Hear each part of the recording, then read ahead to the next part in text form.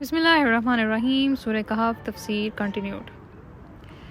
جو رونق اللہ تعالیٰ نے دنیا میں بنائی ہے وہ کتنی اہم ہے کہ اگر وہ نہ ہو تو زندگی کتنی ویران ہے، یعنی بے جان.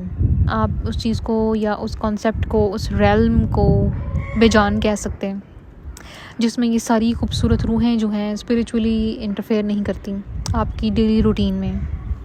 اسی طرح سے ایک انسان کو اللہ تعالیٰ نے جب پیدا کیا تو پیدا کرنے کے بعد اس کے اندر جب روح پھونکی تو حضرت آدم علیہ السلام سے اوبویسلی شروعات ہوئی تھی.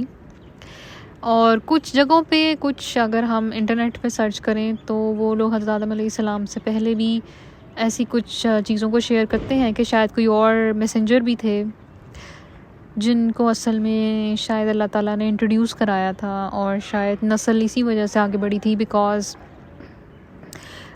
جیسے ہم بات کرتے ہیں کہ جوڑا ہوتا ہے تو آگے پھر ان کی نسل چلتی ہے، تو شاید کوئی اور ڈبل جوڑا بھی ہوگا جس کی وجہ سے پھر وہ انہوں نے اپنے بچوں کی شادیاں آپس میں کی ہوں گی تو نسل آگے بڑھی ہوگی. تو ایسا ہرگز نہیں ہے. ہسٹری یہ بات ثابت کرتی ہے کہ حضرت آدم علیہ السلام ہی پہلے جو ہیں وہ نبی تھے اور ہیں، اور ان کی اولاد جو ہوئی ان کے بعد ہی اللہ تعالیٰ نے ان سے آگے واللہ علم کہ پھر وہ نسل آگے کس طرح سے چلی. کیونکہ ظاہر ہے یہ ایک کامن کویسچن ہے جو کہ ذہن میں آ سکتا ہے. دس از ویری ویلڈ کویسچن کہ اگر ہم بات کریں کہ جیسے وہ کہتے ہیں کہ انڈا پہلے آیا تھا کہ چکن، تو اس چیز پہ بھی آج کل لوگ بحث کرتے ہیں. کچھ کہتے ہیں کہ سائنٹیفکلی اٹ از پروون کہ شاید انڈا ہی پہلے آیا تھا، کچھ کہتے ہیں اوبویسلی تو اس کے لیے تو چکنز چاہیے. تو یہ کچھ اس ٹائپ کی اگزامپل ہے جو کہ I think what is totally valid. اور یہ سوال ظاہر ہے ہر ذی ہوش انسان کو ذہن میں آ سکتا ہے، دیٹ از کمپلیٹلی فائن. لیکن اس چیز پہ یہ چیز ہے کہ قرآن پڑھنا چاہیے ڈیفینیٹلی، اور احادیث میں جو صحیح بخاری، صحیح ستہ، اور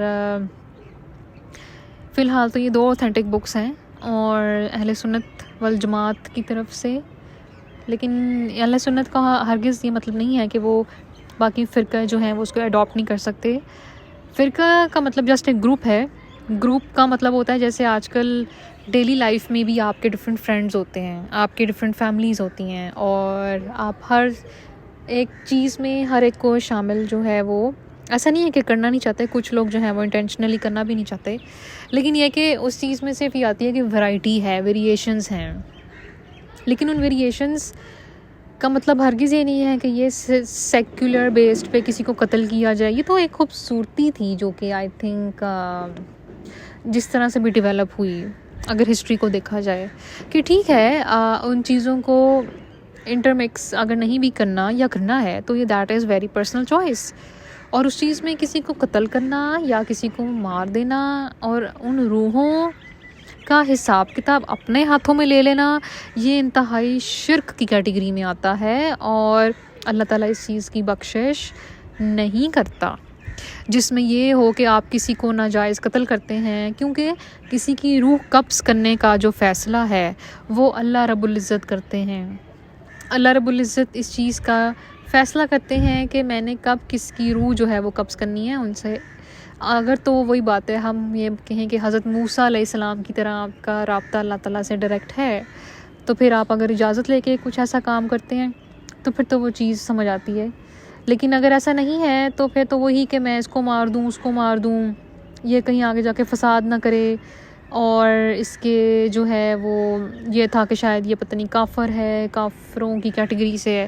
ایون آئی بلیو کہ جیسے ہم بات کرتے ہیں کہ اگر یہ سب مارا ماری کرنی ہی تھی تو پھر جزا اور سزا کا کانسیپٹ تو ختم ہے نا. کیونکہ آپ نے تو اپنے ہاتھوں میں، جو لوگ یہ کرتے ہیں اپنے ہاتھوں میں کسی کی جان کو قبض کرنے کا جو ٹھیکہ لیا ہوا ہے لوگوں نے، کتنا انتہائی غلط کام ہے یہ.